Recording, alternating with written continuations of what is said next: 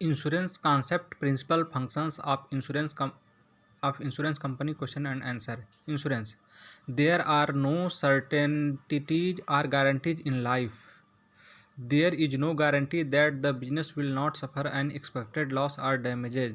So while we cannot protect our interests against all risks, we can opt for some insurance. Let us take a look at concept of insurance and functions of an insurance company.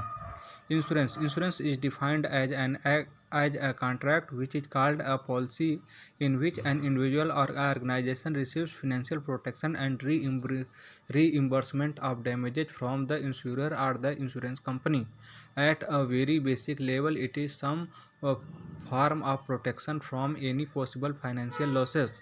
The basic principle of insurance is that an entity will choose to spend a small periodic amount of money against a possibility of a huge expected loss.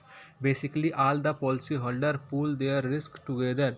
Any loss that they suffer will be paid out of their premium, which they pay. Functions of an insurance company. Pala provides reliability.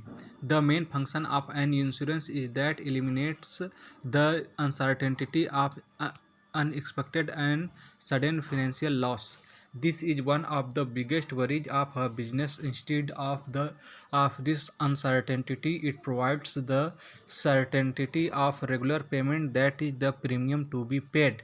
Protection.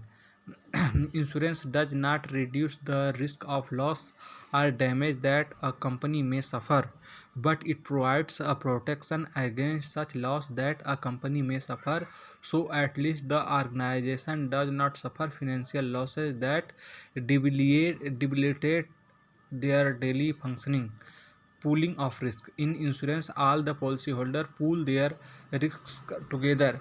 They all pay their premiums, and if one of them suffers financial losses, then the payout comes from this fund. So the risk is shared between all of them. Legal requirements. In a lot of cases, getting some form of insurance is actually required by the law of the land. Like, for example, when goods are in flight or when you open a public space, getting fire insurance may be a mandatory requirement. So an insurance company will help us fulfill these requirements. Capital formation. The pooled premiums of the policyholders help create a capital for the insurance company. This capital can then be invested in productive purposes that generate income for the company.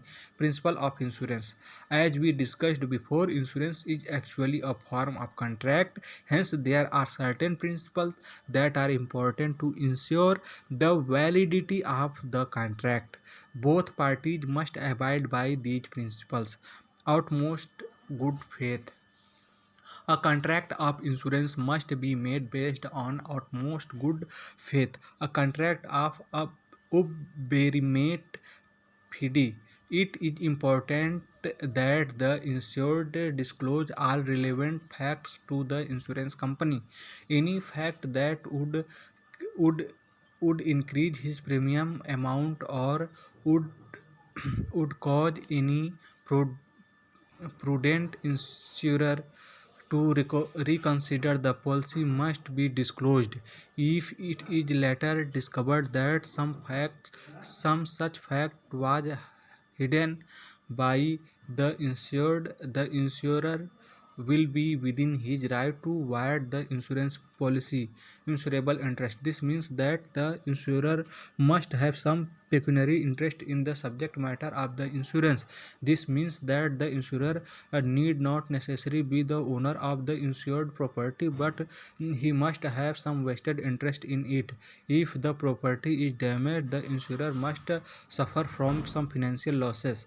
Indemnity. Um, uh, uh, Indemnity insurance like fire and marine insurance are contracts of indemnity.